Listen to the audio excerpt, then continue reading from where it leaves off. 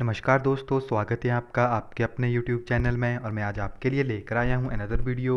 अब हम थोड़ा स्टडी का जो पैटर्न है उसको थोड़ा सा चेंज करेंगे। हम टेस्ट सीरीज से अब टॉपिक्स में आएंगे, क्योंकि हमारे पास जो नेक्स्ट टॉपिक है वो है ऑप्टिक्स। और ऑप्टिक्स को अगर हम डायरेक्टली क्वेश्चन से करेंगे तो कभी भी इसके क्वेश्चन हम सॉल्व नहीं कर पाएंगे। यही थोड़ा सा प्रॉब्लम मेरे को पीछे भी जब हम इलेक्ट्रिसिटी से रिलेटेड क्वेश्चन कर रहे थे, मगर चलिए वो जो है थोड़े से रिलेटेड थे तो उनके क्वेश्चन को हम कंपेयर कर पा रहे थे। मगर मैंने ऑप्टिक्स के बारे में स्टडी किया, मगर तो इसके जो क्वेश्चन है हम विदाउट टॉपिक को पढ़े नहीं कर पाएंगे, क्योंकि टॉपिक काफ़ी डिटेल में है। एकदम छोटी छोटी बारीक बारीक चीज़ें हैं इसमें जो कि हमें पता होनी चाहिए। तो अब हम जिस तरह से हम एनसीईआरटी केमिस्ट्री में कंटिन्यू पढ़ रहे हैं टॉपिक वाइज, उसी तरह हम ऑप्टिक्स के भी टॉपिक्स को अब कंटिन्यू वाइज करेंगे, क्योंकि काफ़ी टाइम है हमारे पास टेस्ट के लिए। और फिजिक्स के अब अप्रॉक्सीमेटली 2 या 3 चैप्टर बचे हैं, तो ये जल्दी से जल्दी हो जाएंगे आपके 5-6 दिन में। और उसके बाद जो भी टॉपिक्स हैं जो कि क्लियर नहीं हुए हैं उनको हम दोबारा से स्टडी करेंगे। तो हमारा एक अचीवमेंट होने वाली है। और केमिस्ट्री जो है हम आपके लिए एनसीईआरटी केमिस्ट्री चैनल के ऊपर जो है स्टडी कर रहे हैं, तो आप उस चैनल को ज़रूर सब्सक्राइब कीजिए, क्योंकि वहाँ पर आपको इसी तरह से हर एक वीडियो हर एक टॉपिक एकदम डिटेल में मिलेगा। तो आपके जो 40 नंबर हैं वो वहाँ से कवर हो जाएंगे और 40 नंबर आपके यहाँ से कवर हो जाएंगे। तो हम ट्राई करेंगे अगर मैथ सेक्शन को भी इनमें जोड़ सकें। तो आइए इस वीडियो को शुरू करते हैं। आज का हमारा टॉपिक है ऑप्टिक्स। ये जो है क्लास +2 फिजिक्स का टॉपिक है। तो ऑप्टिक्स में हमारे पास ray optics and optical instrument. अब ऑप्टिक्स होता क्या है सबसे पहले ये पता होना चाहिए, इसमें हम किस चीज़ की स्टडी करेंगे। तो आइए सबसे पहले डेफिनेशन देखते हैं कि ऑप्टिक्स में हम एक्चुअल में करते क्या हैं। तो ऑप्टिक्स की डेफिनेशन आपके पास यहाँ पे है। Optics is a branch of physics which deal with the study of nature, production and propagation of light. अब जो ऑप्टिक्स है वो एक फिजिक्स की ही ब्रांच है जिसमें हम स्टडी करते हैं nature, production and propagation of light.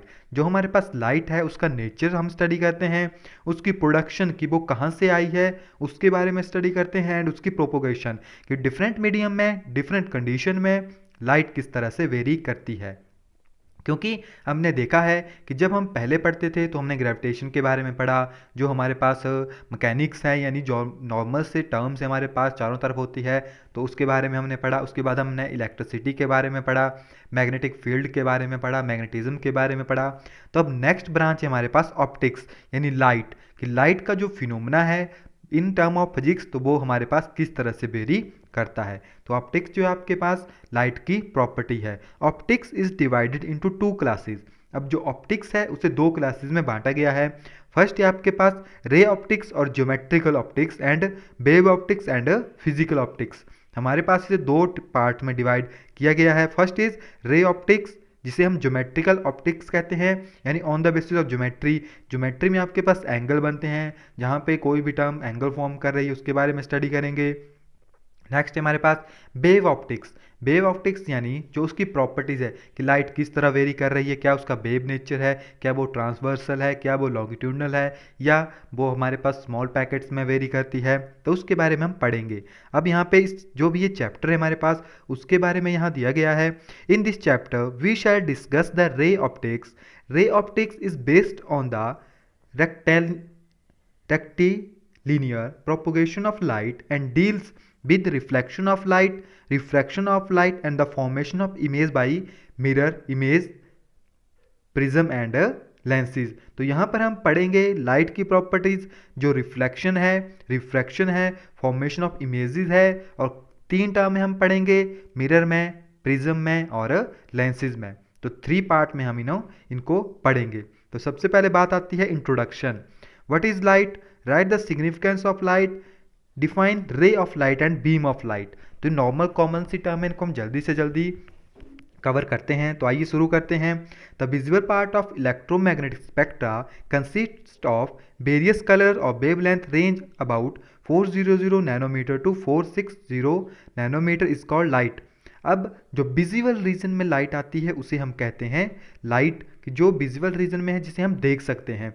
अब उसकी जो रेंज है आपके पास वो है हमारे पास इलेक्ट्रोमैग्नेटिक स्पेक्ट्रा से आई है 400 नैनोमीटर टू 760 नैनोमीटर।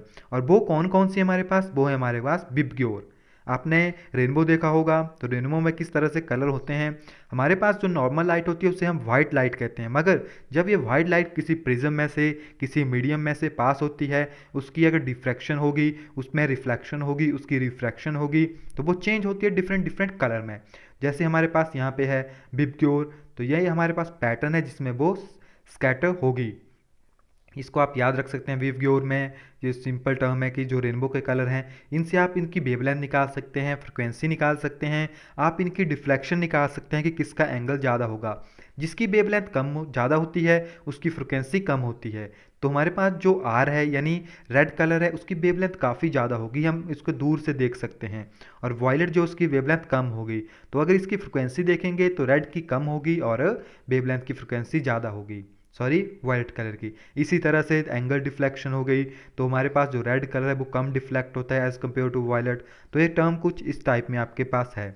यहाँ पे आपको स्पीड बताई गई है, तो हमें पता है कि लाइट की स्पीड जो है 2.88 समथिंग होती है। तो जब हम इसे कन्वर्ट करते हैं तो अप्रॉक्सीमेटली हम इसे मान लेते हैं 3 × 10⁸ मीटर सेकंड इनवर्स।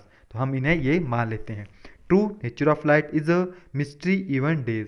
और जो कहते हैं कि ये एक रहस्य ही है जो लाइट है, मगर यहाँ पे आपको बताया गया है कि लाइट जो है सिंगल यानी स्ट्रेट वे में लाइट जो है ऑलवेज पाथ फ्लो करती है, यानी जो पाथ होगा लाइट का वो एकदम सिंगल होगा। Since the size of the objective which we generally see in our daily life are very large as the compare to the wavelength of light. और कहा कि जो भी ऑब्जेक्ट हम देखते हैं वो वेवलेंथ के मुकाबले काफ़ी ज़्यादा बड़े होते हैं। तो बेसिक सा लाइट के बारे में यही है कि लाइट जो है इलेक्ट्रोमैग्नेटिक स्पेक्ट्रा से हम जो भी विजिबल रीजन है वो हमारे पास इसकी टर्म आ गई 400 nanometre to 760 nanometre.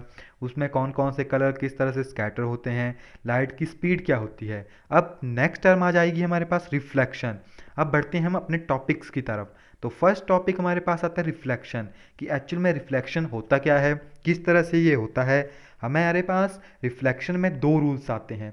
First is angle of incidence is equal to angle of reflection, and second आता है कि जो भी एंगल हमारे पास इंसिडेंट रे का एंड रिफ्लेक्शन का होगा, दोनों को दोनों एक ही प्लेन में लाई करेंगे जहां पे उसका नॉर्मल प्रेजेंट होगा। तो पहले थोड़ा सा बेसिक जान लेते हैं कि आखिरकार ये होता क्या है।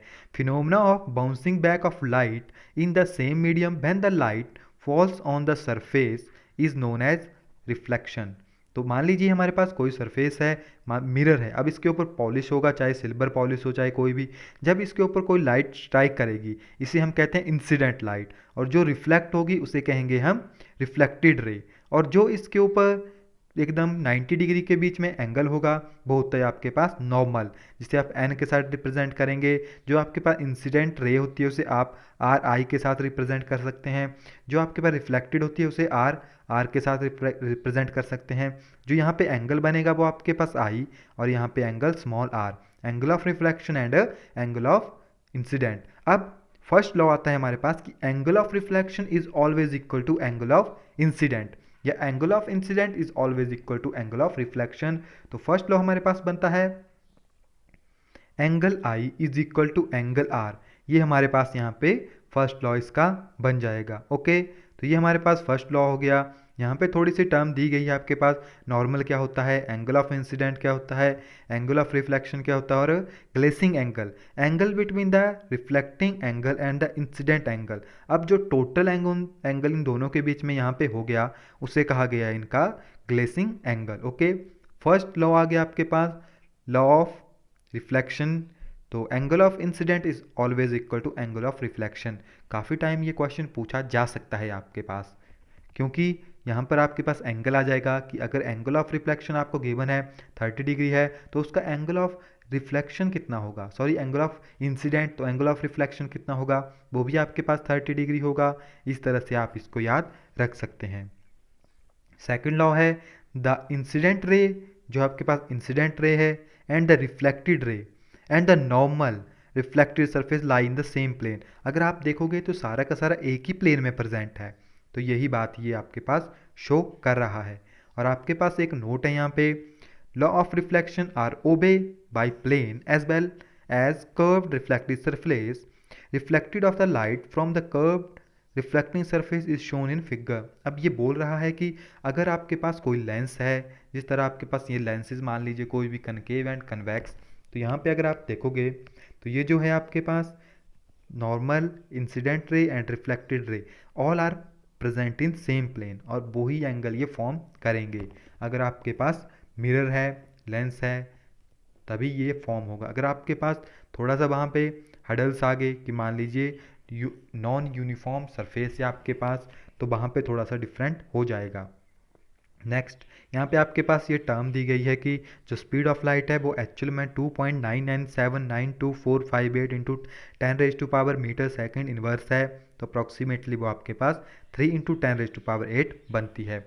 तो गाइज ये थे हमारे पास लॉज रिफ्लेक्शन के, first law and second law. I hope आपको ये अंडरस्टैंड हो गए। बढ़ते हैं नेक्स्ट टॉपिक की तरफ। नेक्स्ट है हमारे पास स्फेरिकल मिरर। क्योंकि इन टर्म्स को पढ़ने के लिए हमारे पास मैक्सिमम टाइम न्यूमेरिकल्स पूछे जाते हैं, जैसे रेडियस ऑफ कर्वेचर हो गया, फोकल लेंथ हो गई, डिस्टेंस हो गया, तो इन्हीं से रिलेटेड होगा। अगर आपको मिरर का कंसेप्ट क्लियर है, रिफ्लेक्शन का, रिफ्रैक्शन का, डिफ्रैक्शन का, सभी का अगर कंसेप्ट क्लियर है तो आपको इजी होगा इनको करने के लिए। तो सबसे पहले हम यहाँ पे पढ़ेंगे कि स्फेरिकल मिरर क्या होता है। Name and define the different type of spherical mirror. Concave mirror is also convergent mirror and convex mirror is also called divergent mirror. Explain why. ये भी क्वेश्चन बन सकता है कि जो कनकेव मिरर है वो आपके पास क्या होता है, जो आपके पास कन्वेक्स मिरर है वो क्या होता है आपके पास। तो इस तरह से आप इनको स्टडी कर सकते हो। तो आइए सबसे पहले ये जान लेते हैं कि एक्चुअल में मिरर होते क्या हैं। Spherical mirror is a reflecting surface which form a part of hollow sphere. अब स्फेरिकल मिरर आपके पास यानी वो कुछ इस टर्म में होंगे, या तो वो इस टर्म में होगा, इसकी जो बाहर वाली साइड है वो पॉलिश होगी, या वो इस टाइप में होगा, उसकी जो इनर साइड है वो पॉलिश होगी। अब कनकेव लेंस, इसको आप कनकेव कह सकते हैं, और ये जो आपके पास हो गया कन्वेक्स, यानी अगर आपके पास बाहर की सतह जो है वो ओपन है, यानी ये लेंस कुछ आपके पास इस टाइप में ये लेंस बन सकता है मिरर, इसको आप इस तरह से बना सकते हो, इसको आप इस तरह से फॉर्म कर सकते हो। तो ये जो है आपके पास कुछ इस तरह से बनता है, सॉरी ये जो है आपके एक जो है आपके पास इस तरह से बनेगा और एक जो है आपके पास इस तरह से बनेगा। ओके, अब यहाँ पे अगर आप देखोगे तो ये रिप्रेजेंट कर रहा है आपके पास कन्वेक्स। ये बेसिकली लेंसेज की टर्म में बनते हैं, मगर यहाँ पे हमने आपके लिए इसको जो है मिरर की फॉर्म में बताया है। तो आप यहाँ पे देख सकते हैं कि जब आपके पास रिफ्लेक्टिंग सरफेस जो है वो अंदर की साइड है, बाहर की साइड पॉलिश है, तो वो आपके पास हो गया कन्वेक्स मिरर। और जब आपके पास कनकेव मिरर, और जब आपके पास बाहर की साइड में रिफ्लेक्टिंग सरफेस है तो वो हो गया आपके पास कन्वेक्स मिरर। अब सबसे पहले टर्म आती है कनकेव मिरर। क्या होता है आपके पास? It is a part of hollow sphere having outer part. अब जो है आपके पास हॉलोस्फीयर है, आउटर पार्ट में silvered and inner part depress surface as a reflected. अब जो है सिल्वर्ड यानी सिल्वर कोटिंग की गई है, तो यही यहाँ पे बताया गया है। काफ़ी कंफ्यूजिंग करके टर्म्स को डिफाइन करते हैं। आप नॉर्मल से याद रखिए, कनकेव से आप याद रखिए। केव क्या होता है? आपके पास गुफा होती है, तो केव में आपके पास जो इनर सरफेस होगा ना, वही आपके पास रिफ्लेक्टिंग पार्ट होगा। कनकेव, केव वर्ड याद रखिए, गुफा, यहाँ से आप इसको इजी याद रख सकते हो। नेक्स्ट है कन्वेक्स। अब वैक्स से आप याद रखिए मोम। तो कनकेव जब आपको क्लियर हो गया तो कन्वेक्स के आपके पास जो है वो बाहर वाली साइड इसकी प्रेजेंट होगी। तो आई होप कि आपको ये बेटर अंडरस्टैंड हो गया होगा कनकेव क्या होता है और कन्वेक्स क्या होता है। नेक्स्ट है हमारे पास कन्वेक्स मिरर। तो कन्वेक्स मिरर यही आपको शो किया गया है। अब यहाँ पे आता है कि उसे कन्वर्जेंट और डाइवर्जेंट क्यों कहा जाता है। जैसे आपके पास जो कनकेव मिरर है उसे कन्वर्जेंट क्यों कहा जाता है, और जो आपके पास कन्वेक्स मिरर है उसे डाइवर्जेंट क्यों कहा जाता है। तो आपने देखा कि जो आपके पास कनकेव मिरर है उसकी इनर साइड में जो है लाइट रिफ्लेक्ट करती है, और जो आपके पास कन्वेक्स मिरर है वो आपके पास आउटर साइड में रिफ्लेक्ट करेगी। ओके, तो यहाँ पे आप देख सकते हैं कि ये आपके पास कन्वेक्स हो गया और ये आपके पास कनकेव हो गया। ओके, अगर ये आपके पास कनकेव है यानी इनर साइड कनकेव, जब इसके ऊपर लाइट रिफ्लेक्ट या लाइट उसके ऊपर स्ट्राइक करती है तो उसकी जो आपके पास रिफ्लेक्शन आएगी वो आती है इसी की साइड को, जो इसकी फ्रंट वाली साइड है, यानी उसकी जो अपनी एक्सिस होगी जिसे P माना गया है प्रिंसिपल एक्सिस, वो प्रिंसिपल एक्सिस के इन्वर्ट आती है, यानी सामने आएगी। तो यहाँ पे जो है इसीलिए इसे कन्वर्जेंट कहा गया है। मगर जो आपके पास कन्वेक्स लेंस होता है उसमें क्या होता है कि जो आपके पास मिरर इमेज बनेगी वो बनेगी आपके पास बिहाइंड द लेंस, यानी प्रिंसिपल एक्सिस के एकदम लाइन में, यानी अपोजिट साइड बनेगी लेंस के।